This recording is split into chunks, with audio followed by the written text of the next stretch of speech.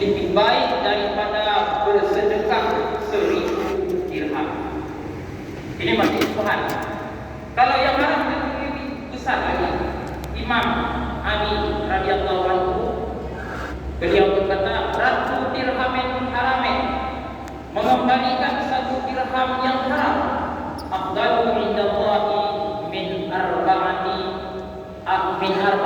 alafi hajjatin maqbulatin." Mengembalikan 1 dirham yang haram ini lebih baik di sisi Allah Subhanahu wa taala daripada mengerjakan 4000 haji yang makbul. Jadi jika ada di sisi kita, jika ada sama kita pada hak kita, harta orang lain 1 dirham yang dipastikan haram, kita kembalikan harta tersebut. Ternyata amalan yang kita lakukan ini lebih baik daripada mengerjakan 4000 kali haji yang makbul. Masyarakat muslimin dan umat. Kemudian hikmah yang kedua, apabila kita mampu menjaga makanan yang kita makan adalah 100% makanan yang halal, itu Allah akan jadikan kita orang-orang yang mustajabah doanya. Sahabat Rasulullah saat Nabi Waqqas pernah meminta kepada Rasulullah, "Ya Rasulullah, doakan saya, semoga saya jadikan orang-orang yang mustajabah doanya." Apa jawab Rasulullah? Rasulullah menjawab, "Ya Sa'ad, aqim mat'amaka takun mustajabad da'wah." Hai Sa'ad, jagalah makananmu. Jagalah makananmu harus bersumber daripada makanan yang baik, yaitu makanan yang halal. Maka kamu akan menjadi orang-orang yang mustajabah doanya. Kemudian hikmah selanjutnya, apabila kita mampu menjaga makanan yang kita konsumsi adalah makanan yang halal, Allah Subhanahu wa taala akan menerangkan hati kita. Dan Allah Subhanahu wa taala akan menjadikan lisan kita penuh dengan kalam-kalam hikmah. Dalam satu hadis Rasulullah sallallahu alaihi wasallam bersabda, "Man akala halala arba'ina yawman nawwarallahu qalbahu." Siapa saja yang menjaga makan makanan halal selama 40 hari, maka Allah akan menerangkan hatinya. Wa ajra yana min hikmati min qalbihi ala lisanihi. Dan Allah akan mengalirkan hikmah-hikmah daripada hatinya melalui lisannya. Kemudian hikmah selanjutnya daripada menjaga makanan yang halal, yaitu untuk menjaga keturunan kita. Apabila makanan yang kita makan adalah makanan yang halal, ini akan menyebabkan keturunan kita akan menjadi orang-orang yang saleh. Makanya Syekh Abdul Qadir Al-Jailani memperingatkan dalam kitabnya, jika seseorang sudah berkeluarga, apabila istrinya sudah masa-masa hamil, maka sangat dianjurkan untuk menjaga, untuk sepenuhnya menjaga makanan yang diberikan untuk keluarganya harus makanan yang halal. Bahkan sebaiknya semenjak dia berkeluarga, walaupun istrinya belum hamil, ini adalah makanan yang mereka berikan adalah harus mesti makanan yang halal. Dan ini termasuk dalam menjalankan perintah Allah Subhanahu wa taala.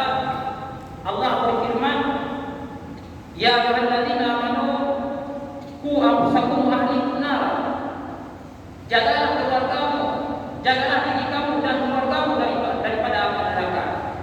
Salah satu cara menjaga keluarga kita supaya jangan terjatuh dalam api neraka adalah dengan menjaga makanan yang kita berikan kepada mereka adalah makanan yang halal. Karena apabila makanan yang haram kita berikan kepada mereka, maka mereka akan mudah terjerumus ke dalam perbuatan-perbuatan yang menyebabkan mereka masuk ke dalam neraka. Dalam satu hadis Rasulullah bersabda, "Lahmun nabata minal haram fannaru batin." Daging yang tumbuh daripada makanan yang haram akan neraka lebih layak baginya. Makanya dalam sejarah kita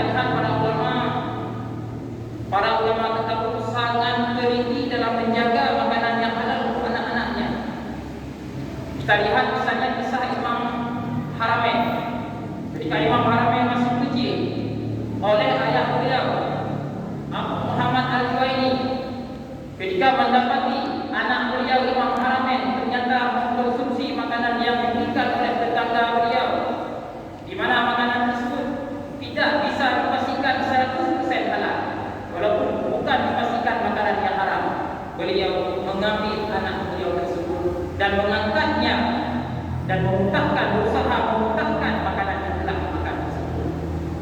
Sampai-sampai orang keheranan dan bertanya kepada beliau, kenapa beliau sedemikian ketat, sedemikian beratnya berusaha memuntahkan makanan yang telah dimakan oleh anak beliau tersebut. Beliau menjawab, lebih baik anak saya mati ketimbang menelan makanan yang tidak jelas sumbernya. Maka apa hasil yang didapatkan oleh Imam Haramain? Beliau menjadi seorang ulama yang sangat besar, menjadi ulama yang karangannya sampai sekarang masih digunakan, dan muridnya adalah orang-orang besar seperti Imam Al-Ghazali. Masyarakat muslimin rahimahullah, kita hidup di zaman sekarang yang manusia tidak memperdulikan halal dan haram makanan yang mereka dapatkan. Maka untuk bisa mengetahui bagaimana makanan itu halal, maka salah satunya adalah dengan mengetahui bagaimana makanan tersebut akan menjadi makanan haram. Makanan yang haram ada yang memang innya diharamkan, artinya dia memang zat yang diharamkan, memang tidak bisa dikonsumsi bagaimanapun, yaitu berupa najis seperti darah, bangkai, dan makanan hewan-hewan yang memang tidak dibenarkan oleh syariat untuk mengkonsumsinya. Maka di sini yang kita butuhkan adalah ilmu fikih tentang masalah hewan-hewan yang dihalalkan untuk kita konsumsi, ilmu fikih tentang masalah najis, ilmu fikih tentang masalah bagaimana menyucikan makanan yang terkena najis, sehingga makanan yang kita makan tersebut bisa bersih daripada najis. Kemudian ada juga makanan yang haram. Pada dasarnya dia adalah makanan yang halal, tetapi karena didapatkan dengan jalan yang tidak dibenarkan oleh syariat, maka dia menjadi makanan yang haram. Dan di sini ada yang memang diketahui oleh semua masyarakat, oleh semua kalangan, hingga kalangan awam, bahwasanya harta tersebut adalah harta yang haram, yaitu misalnya harta yang dihasilkan dengan jalur perampokan, harta hasil korupsi, harta hasil mencuri. Ini semua masyarakat hingga kalangan terawam sekalipun mengetahui bahwa harta tersebut adalah harta yang haram. Dan yang kita butuhkan untuk menjauhi makanan tersebut hanyalah rasa kemanusiaan. Walaupun tidak punya ilmu, tetap manusia mengetahui itu adalah hal yang diharamkan. Mencuri, merampas, merampok, itu adalah perbuatan yang diharamkan. Harta yang kita hasilkan dengan jalan mencuri, itu adalah harta yang diharamkan. Maka yang kita butuhkan hanyalah sedikit rasa kemanusiaan. Seseorang yang punya rasa kemanusiaan, dia tidak akan merampas hak orang lain. Seseorang yang punya rasa kemanusiaan, dia tidak akan tega mencuri hak saudaranya, sebagaimana dia tidak ingin harta yang dia miliki dirampas oleh orang yang lain. Kemudian ada juga harta yang haram yang memang tidak diketahui oleh semua orang, hanya diketahui oleh kalangan-kalangan yang terbelajar, oleh orang-orang yang telah belajar tentang halal dan haram. Di antaranya ada yang bahkan kebanyakan manusia, banyak masyarakat menyangka hal tersebut adalah hal yang dihalalkan. Bisa jadi dikarenakan telah menjadi adat, telah menjadi aturan dalam satu negara, telah menjadi aturan dalam satu lembaga, dalam satu masyarakat, sehingga masyarakat kadang-kadang menyangka harta tersebut adalah harta yang dihalalkan. Harta yang bagaimana harta tersebut? Misalnya harta yang berupa denda-denda, yang berupa harta terhadap pelanggaran-pelanggaran. Misalnya di tempat kita ada masyarakat seseorang yang melanggar syariat, ada yang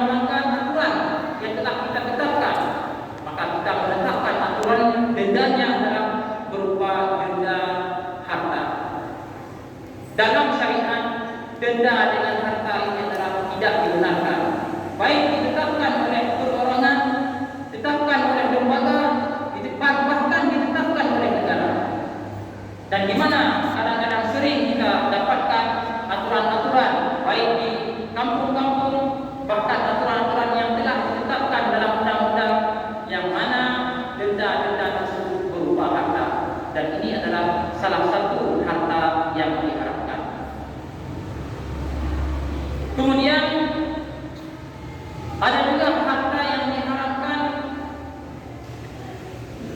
di mana harta tersebut seolah-olah tampaknya halal.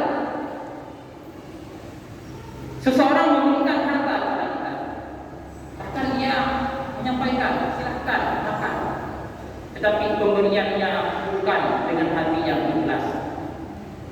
Pemberiannya kepada kita hanya sebagai untuk pemanis kata-kata saja. Mame haba macam pakailah dia baju sejanda nujit pi. Sedangkan kita mengetahui dengan melihat keadaan dia sebelumnya, dia ini bukan seseorang yang pemurah. Dia ini bukan seseorang yang mudah untuk memberi. Tetapi karena pada hari tersebut kadang-kadang ada kawan-kawannya, maka ia mentraktir kita. Ia menawarkan makanan kepada kita. Kita mengetahui hal tersebut, ini adalah tetap makanan yang diharapkan. Karena barang harta milik orang lain apabila diberikan kepada kita, baru harta tersebut halal 100% apabila diberikan dengan keikhlasan yang sebenarnya di dalam hatinya. Maka di sini yang kita butuhkan adalah kejelian dalam melihat. Ini ketika dia memberi, apakah benar-benar dia memberi dengan ikhlas? Apakah benar dia memberi 100% ingin memberi kepada kita, bukan karena ada perasaan malu, bukan karena terpaksa, tapi memang dia memberi ikhlas karena Allah memberi kepada kita. Maka yang kita butuhkan adalah kejelian dalam melihat keadaan. Kemudian ada harta yang haram yang hasil ke dalam tangan kita disebabkan kejahilan kita tentang ilmu muamalah, di mana kita tidak mengetahui bagaimana jual beli yang dibenarkan, sehingga kadang-kadang kita melakukan muamalah akad yang memang tidak dibenarkan oleh syariat. Apalagi zaman sekarang banyak sekali muamalah akad terbaru yang memang tidak pernah ada pada zaman dahulu, dan sebagian di antaranya dihalalkan dan ada juga sebagiannya yang diharamkan. Maka yang kita butuhkan di sini adalah ilmu fikih tentang muamalah. Muamalah yang bagaimana yang dibolehkan oleh syariat, dan muamalah yang bagaimana yang diharamkan oleh syariat, sehingga kita bisa menjaga, oh muamalah yang begini adalah riba, muamalah yang begini diharamkan, muamalah yang begini dibolehkan oleh syariat. Maka kita bisa terbebas daripada harta yang diharamkan oleh syariat. Masyarakat muslimin rahimahullah, maka karena kita hidup di zaman akhir, di mana zaman yang memang telah diwanti-wanti oleh Rasulullah SAW, di mana kelak di akhirat, kelak di akhir zaman, manusia memang tidak membuktikan mana makanan yang sampai kepada mereka, apakah bersumber daripada halal dan atau bersumber daripada yang haram.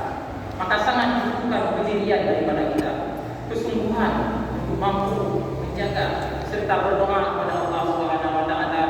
Semoga Allah SWT memberikan kita taufik dan hidayah, memberikan kita mata hati yang terbuka untuk selalu menjaga apakah harta yang sampai kepada kita ini benar-benar harta yang halal, harta yang haram. Dan kita akui memang untuk zaman ini memang sangat sulit untuk menjaga harta tersebut adalah 100% harta yang haram.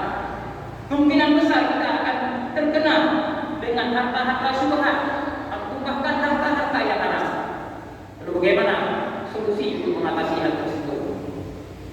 Para ulama mengatakan seseorang yang mengkonsumsi makanan yang haram memang akan menimbulkan bekas dalam badannya, akan menyebabkan dia jauh daripada ibadah.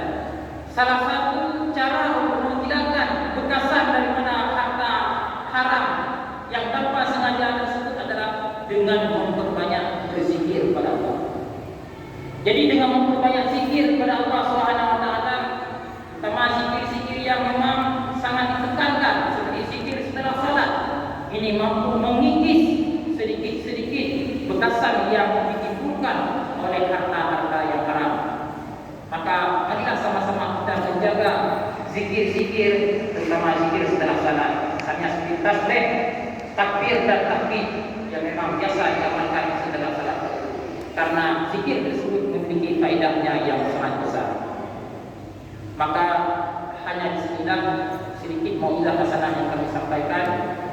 Mudah-mudahan menjadi nasihat bagi kami sendiri dan menjadi nasihat bagi seluruh jamaah. Semoga Allah Subhanahu wa taala menjaga kita bersama daripada segala hal-hal yang diharapkan oleh Allah Subhanahu wa taala.